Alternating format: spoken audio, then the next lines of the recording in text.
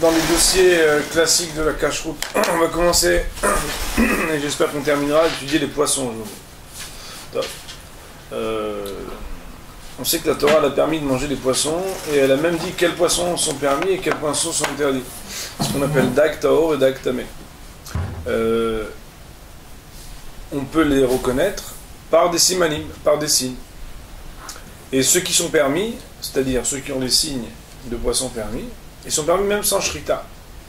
Autrement dit, même si c'est des êtres vivants qui ont du sang, alors premièrement, ils n'ont pas besoin d'être ishratim, on n'a pas besoin de les égorger, et vous savez que c'est une grande incidence, puisque les lois de la shrita, elles demandent une expertise.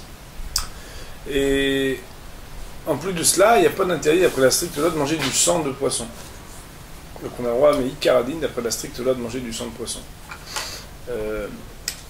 Par contre, même s'il n'y a pas d'interdit de Hever Minachai de manger un poisson vivant d'après la loi de Hever Minachai, on n'a pas le droit de le manger à cause de ce qui s'appelle Bal Teshaketsu. C'est un autre interdit. Autrement dit, si on résume, les poissons, il n'y a pas vraiment besoin de liste parce qu'on a des simanim. Donc c'est pas comme les autres animaux.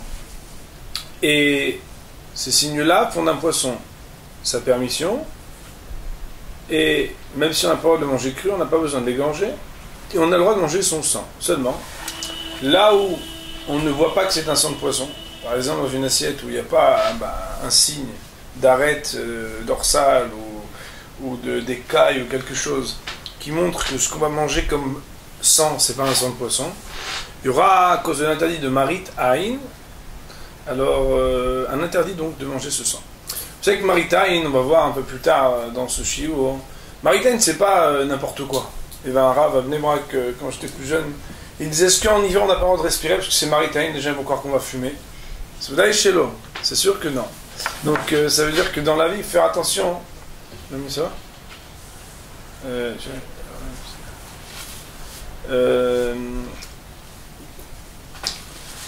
il n'y a pas maritaïn dans tout dans la vie. Maritaïn, il y a des gdarim, ça veut dire il y a des barrières, il y a des limitations, il y a des dispositions. C'est pas n'importe comment qu'on a maritaïn. Bon. Les signes pour savoir si un poisson est permis ou interdit, ce qu'on appelle snapir et casquesset. Snapir, ça veut dire une nageoire, casquesset, c'est des écailles. Il suffit qu'il y ait une seule nageoire pour qu'on honore ce qui s'appelle la condition des nageoires. Alors il y a un principe qui va dans un sens et pas dans l'autre. Les dames de manière générale vous les connaissez mieux que les hommes. Quand il y a des écailles, c'est que forcément il y a aussi des nageoires. Par contre, si on trouve une nageoire, c'est pas du tout obligatoire qu'il y ait des écailles. Aussi, si on voit pas, ou tant qu'on ne voit pas d'écailles, une écaille, alors on ne peut pas manger le poisson parce qu'il n'est pas forcément caché. Quels sont les types d'écailles qui rendent permis le poisson? Pas toutes les écailles permettent les poissons. Alors, les critères sont deux critères. Le premier, c'est qu'on puisse, on va dire, éplucher l'écaille du poisson facilement. Deuxièmement, il faut que lorsqu'on enlève, c'est-à-dire lorsqu'on épluche une écaille du poisson, il ne faut pas que la peau, elle soit enlevée aussi avec. Ça veut dire qu'il faut que ce soit une écaille qui soit ajoutée, une valeur ajoutée sur la peau, et qu'elle puisse être enlevée facilement, et pas que quand on enlève, alors les mains assez, et on enlève aussi la peau. Mais donc ça voudra dire, donc la réciproque, elle est simple, c'est qu'à partir du moment où on a une écaille, des écailles, et lorsqu'on enlève, on a l'impression qu'on enlève une partie du poisson avec, alors ce ne sera pas une écaille qui permettra donc de manger ce poisson. D'après la stricte loi, une seule écaille permettra même de manger le poisson. Parce que comme on l'a dit tout à l'heure, il y a des écailles, c'est qu'il y a eu aussi des nageoires. Et l'inverse n'est pas vrai. Cependant, par crainte que cette écaille qu'on a trouvée, elle ait été collée, puisqu'on sait que dans l'eau, il y a des petites collisions, il y a des échanges, il y a toute une vie sous-marine. Alors, on préférera trouver l'écaille à 3 endroits qui, eux, préviendront du problème du collage. Soit sous ce qu'on appelle la joue du poisson, soit sous la queue du poisson, soit sous la nageoire du poisson.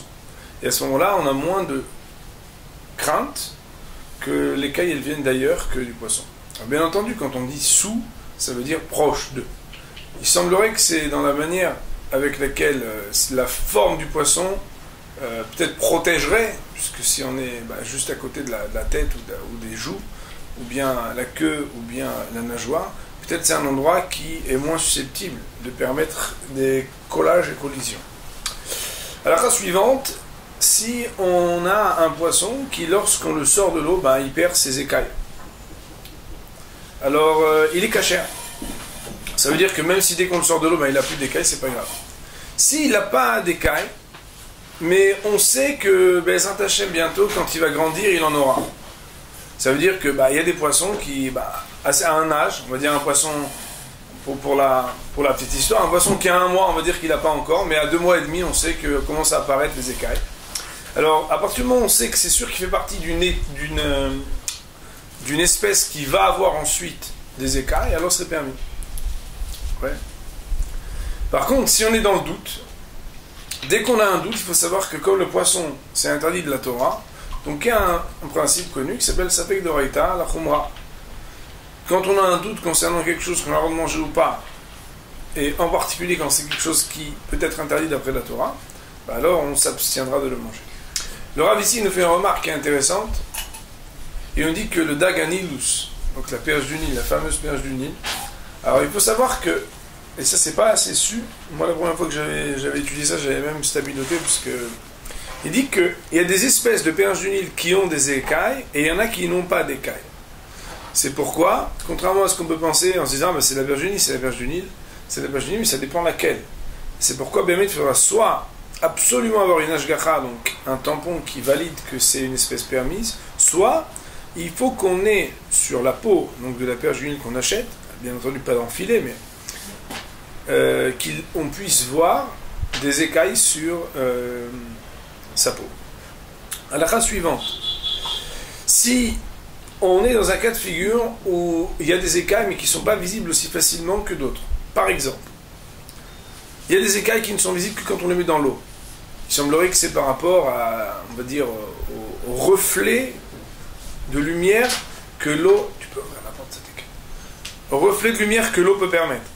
Ou bien qu'à partir du moment où on met un petit vêtement autour, on serre une partie du corps du poisson, alors on voit les écailles sur l'autre partie. Alors à partir du moment où, avec on va dire un petit procédé, une petite manipulation, on arrive à voir les écailles du poisson, ce serait permis. Par contre, des écailles qui seraient visibles qu'au microscope, alors ça ne permettrait pas des poissons. Si, et c'est le cas aujourd'hui avec le développement de la génétique et des sciences, de la chimie, de la biologie, si on arrive génétiquement à ajouter des écailles à un poisson qui n'en a pas.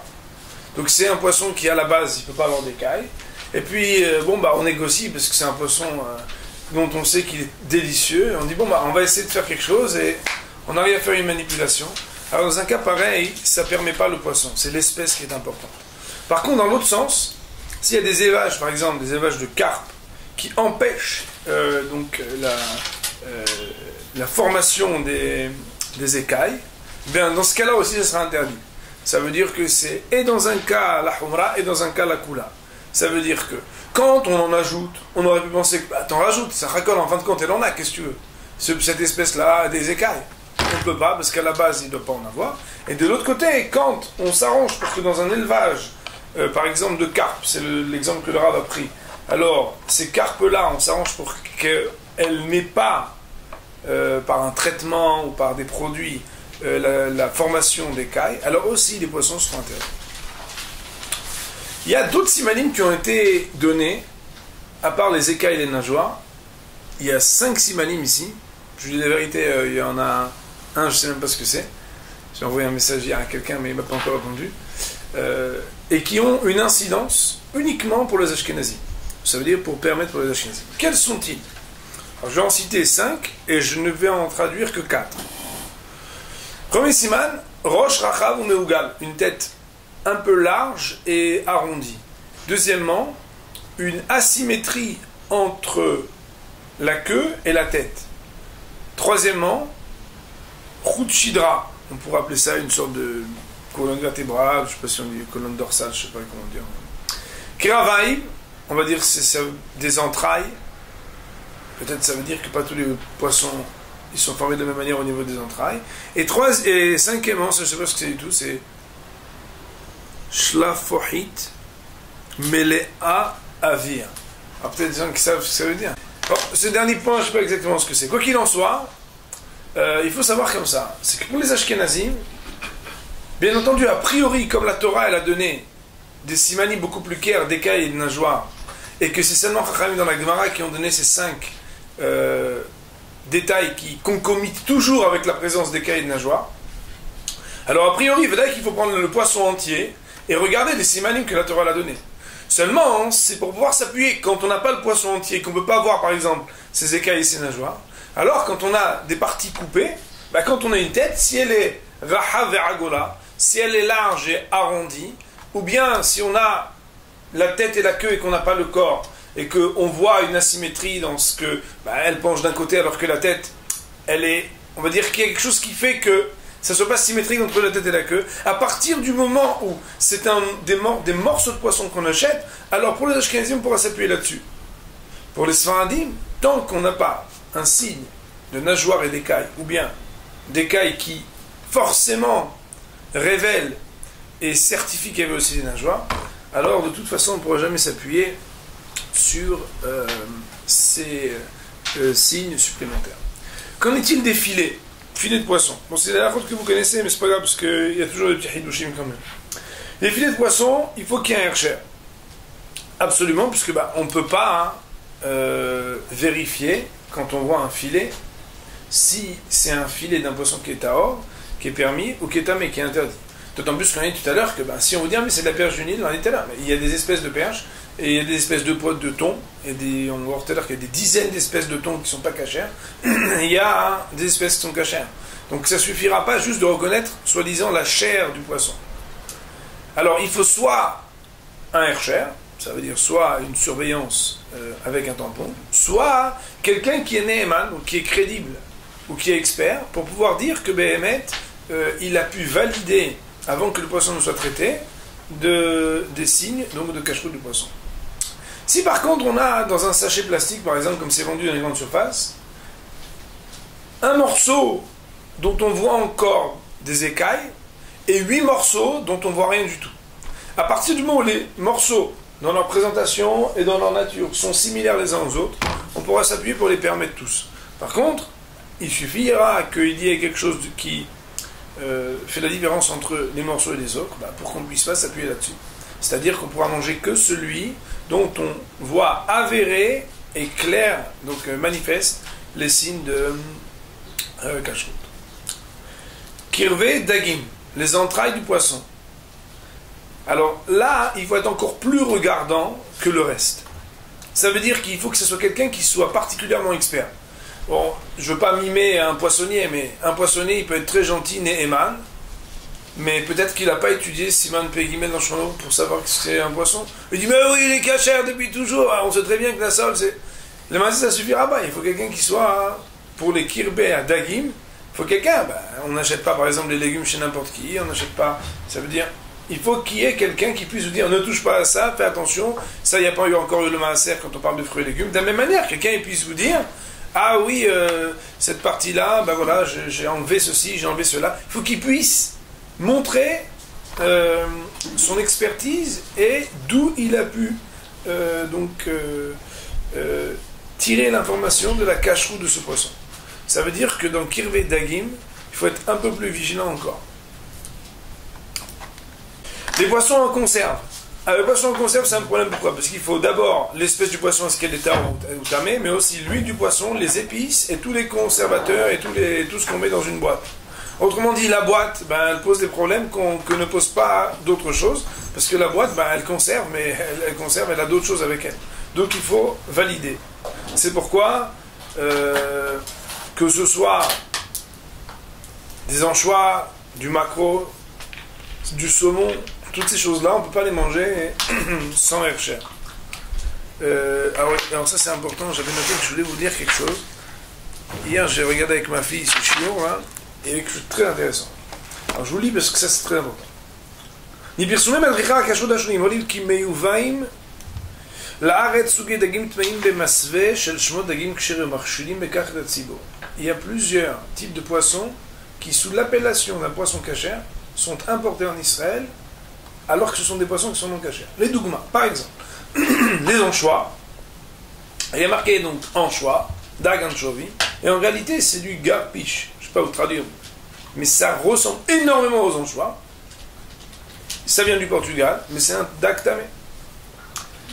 De la même manière, le Rav Sternbuch dit que le dag turboti, donc on comprend que ça veut dire le turbo, il est tamé et il ressemble énormément au plus qui est caché. Bon, je peux dire plus, mais en falous, ça veut dire filous. Ça veut dire qu'en réalité, le fait de voir une étiquette d'un poisson cachère, et même l'apparence du poisson cachère, et même le goût d'un poisson cachère, ne valide absolument pas sa cacheroute parce que les espèces donc des mers sont multiples, sont diverses, et même quand elles se ressemblent, de par l'apparence, de par le goût, et de par même l'appellation, on va dire, générale qu'on utilise et commerciale, ça ne suffit pas, parce que parfois on se fait avoir, et les gens pensent que ah non, ce poisson il a toujours été cachère, on l'a toujours mangé. Il y a un poisson qui a été permis même quand on ne validait plus ces simanim, c'était la sardine. Et il y a donc un grand sujet rabbinique pour savoir pourquoi les sardines, même sans regarder, même quand on envoyait directement la chair, dès qu'il y avait marqué sardine, on permettait. Alors on avait dit que comme aujourd'hui, bon, on va dire qu'on a les moyens de vérifier. A priori, on doit même les sardines les manger avec une agéra. Il y a des dizaines de poissons qui sont surnommés thon. Et pourtant, beaucoup d'entre eux ne sont pas cachers. C'est pourquoi il faudra aussi un hercher. De la même manière, pour les miettes de poisson, pour les crèmes de poisson, pour les mousses de poisson, il faudra toujours un hercher. Les poissons fumés, ou bien ceux dont la conservation réclame un procédé de bichoul, que ce soit quand ils sont fumés ou quand ils sont cuits, alors il faudra être particulièrement vigilant. Pourquoi ? Alors je veux dégoûter personne, mais je sais que malgré tout l'effet sera là.